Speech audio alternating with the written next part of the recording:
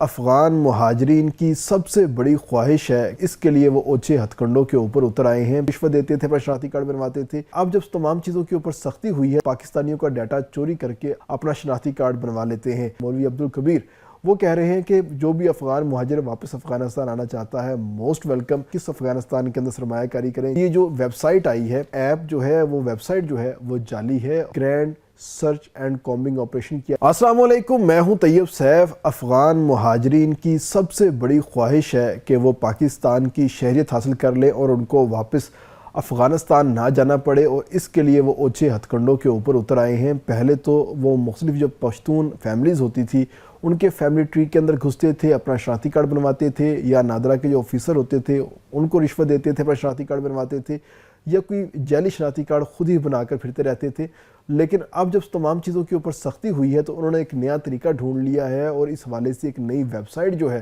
Launch کر دی گئی ہے، جو کہ پاکستانیوں کا ڈیٹا چوری کر کے افغانوں کو بیچتی ہے، اور افغان مہاجرین اس کی بیس کے اوپر اپنا شناختی کارڈ بنوا لیتے ہیں۔ آخر یہ کس طریقے سے ہوتا ہے، ان تمام تر چیزوں کے حوالے سے ہم ڈسکشن کریں گے، لیکن ساتھ ہی ساتھ ایک جانب تو افغان مہاجرین جانے کا نام ہی نہیں لے رہے، اور دوسری جانب جو افغانستان کے افغان مہاجرین کے جو وزیر ہیں مولوی عبدالکبیر، وہ کہہ رہے ہیں کہ جو بھی افغان مہاجر واپس افغانستان آنا چاہتا ہے، موسٹ ویلکم، ہم اس کو لیں گے۔ اگر وہ اس ملک کے اندر باعزت طریقے سے نہیں رہ سکتا تو اس کو واپس آ جانا چاہیے، ہم اپنے پاس اس کو روزگار بھی فراہم کریں گے اور اس کی سرمایہ کاری بھی کروائیں گے۔ لیکن یہ تمام تر چیزیں بڑی ہی مختلف ہیں، اور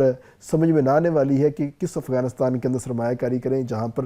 کسی قسم کا کوئی امن و امان نہیں ہے، سیاسی استحکام نہیں ہے، اور تمام تر چیزیں وہاں پر پگھلنا شروع ہو چکی ہیں، خراب ہونا شروع ہو چکی ہیں، اور اقتدار جو ہے وہ افغان طالبان کے ہاتھ سے جا رہا ہے۔ اس افغانستان کے اندر آ کے سرمایہ کاری کرنے کا وہ کہہ رہے ہیں۔ تو خاص طور پہ ہم بات کرتے ہیں سب سے پہلے کہ یہ جو ویب سائٹ آئی ہے، یہ ویب سائٹ آخر میں کرتی کیا ہے۔ تو سب سے پہلے جیسے ہی کوئی شخص جو ہے اپنا آئی ڈی کارڈ بنواتا ہے، اور آئی ڈی کارڈ بنوانے کے بعد اس کی خواہش ہوتی ہے کہ وہ گھر بیٹھے ہی چیک کر لے کہ آخر اس کا آئی ڈی کارڈ بنا بھی ہوا ہے یا نہیں بنا ہوا، تو اس کے لیے وہ نادرا کی ویب سائٹ کے اوپر جو مختلف کی ورڈز ہیں وہ استعمال کرتا ہے، یا گوگل کے اوپر کی ورڈز استعمال کرتا ہے۔ تو اس میں جو سب سے پہلے ویب سائٹ آتی ہے وہ آتی ہے NADRA online I D card tracking.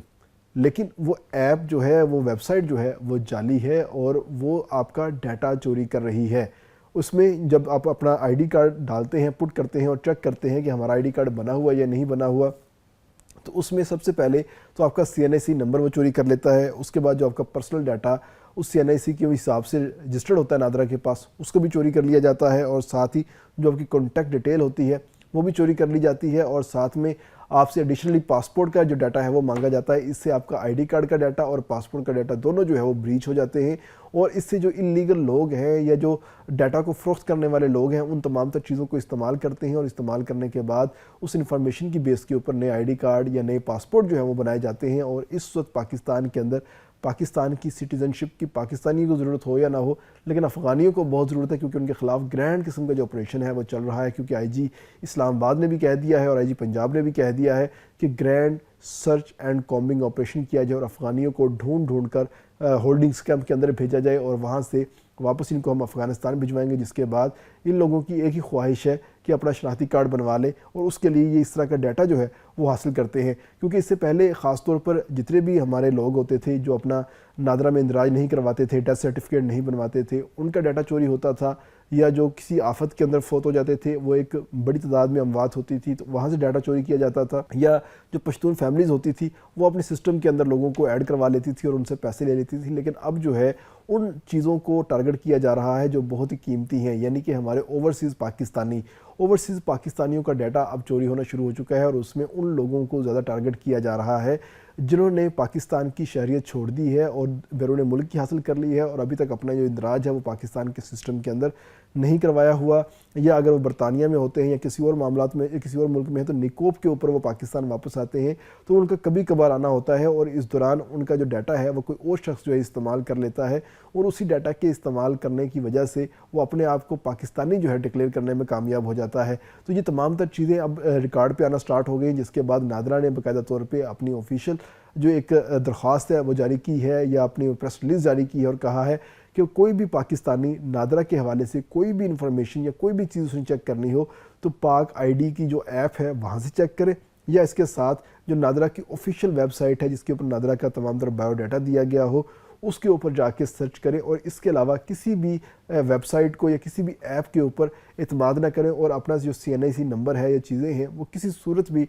इन लोगों को फ्राहम ना करें। ये लोग आपका डाटा चोरी करते हैं, चोरी करने के बाद उसका गलत इस्तेमाल करते हैं और गलत इस्तेमाल में आपकी जो जाली शनाख्ती दस्तावेज़ात हैं वो तरतीब बन जाती है और अपनी नई चीज़ें बना लेते हैं और साथ ही साथ वो आपके नाम के ऊपर बैरून मुल्क भी जाना शुरू हो जाते हैं और ख़ास तौर पे जो अगर आपकी सिटीज़नशिप है किसी दूसरे मुल्क की तो उस सिटीज़नशिप को भी वो चुराने में अपना किरदार अदा करते हैं। जबकि इसके साथ ही हम दूसरी बात करते हैं कि जो अफ़गानियों के जो वज़ीर हैं जो कि अफ़गान मुहाजिरीन को आबाद करने के हवाले से उनकी ड्यूटी है, मौलवी अब्दुल खबीर, उनका एक बड़ा बयान सामने आया है। उन्होंने अपने इस बयान के अंदर कहा है कि अफ़गान मुहाजिर किसी भी मुल्क के अंदर मुफ्त में नहीं रहते बल्कि वहाँ की मईशत के अंदर अपना भरपूर किरदार अदा करते हैं और घर घर जाकर वो नहीं मांगते। जबकि पाकिस्तान के अंदर और ख़ास तौर पे KPK, इस्लामाबाद और वो इलाके जहाँ पर अफ़गान मुहाजिरीन की एक बड़ी तादाद यहाँ पर आबाद थी, आपने देखा होगा कि इन अफ़गान मुहाजिरीन ने यहाँ पर घर घर जाके भीख भी मांगी है, मेहनत मजदूरी भी की है, कचरा भी चुना है, बाकी मामलात भी किए हैं, लेकिन इन्होंने साथ ही साथ मंशियात भी बेची है, असला भी बेचा है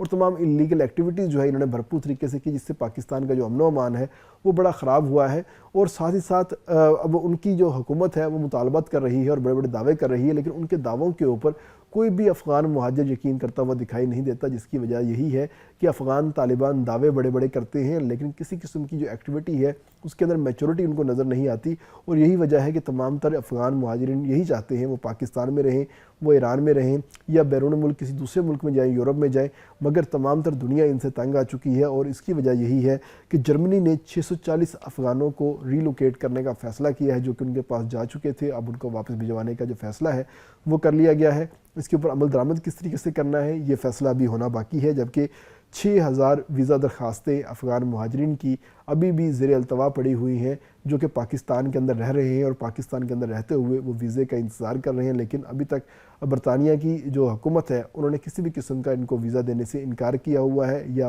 होल्ड किया हुआ है। इसके साथ ही 2022 के अंदर बरतानिया की जो वजारत दाखिला है उसका डाटा लीक हुआ था। उस डाटा लीक के मुताबिक बरतानिया की जो वजारत दाखिला उन्होंने फ़ैसला किया था कि हमने 1 लाख अफ़गान मुहाजिरीन को वापस उनके मुल्क भेजना है या किसी तीसरे मुल्क जहाँ पर वो जाना चाहें वहाँ पर भेजना है, क्योंकि ये अफ़गान मुहाजिरीन उनकी मईशत के ऊपर बोझ बनना स्टार्ट हो चुके हैं और वहाँ पर जो क्रिमिनल एक्टिविटीज़ हैं वो करना स्टार्ट हो गए, इसलिए उनसे जान छुड़वाना चाहते हैं। इसके साथ ही अमेरिका ने भी ये जो एक हालिया फायरिंग का वाक़या हुआ उसके बाद 2000 अफ़गान ख़ानदानों को उन्होंने रेड अलर्ट जारी कर दिया है और उनको ख़तरनाक ज़ाहिर कर दिया है। और यही वजह है कि अब उन तमाम तर अफ़गान मुहाजिरीन को भी अमेरिका से निकालने का जो सिलसिला है वो शुरू कर दिया जाएगा। यानी कि एक तरफ तो अफ़गान तालिबान की जो हुकूमत है अफ़गान मुहाजिरीन को कहती है कि हमारे पास मुल्क में वापस आ जाए, लेकिन दूसरी जानिब अफ़गान मुहाजिरीन की एक बड़ी तादाद है जो कि दरख्वास्तें दे रही है मुस्लिम ममालिक के अंदर और कह रही है कि हमने वापस नहीं जाना, मगर उनकी दरख्वास्त जो है किसी तौर पर काबिल कबूल नहीं समझी जा रही और उनको कहा जा रहा है कि आप अपने मुल्क वापस जाएँ,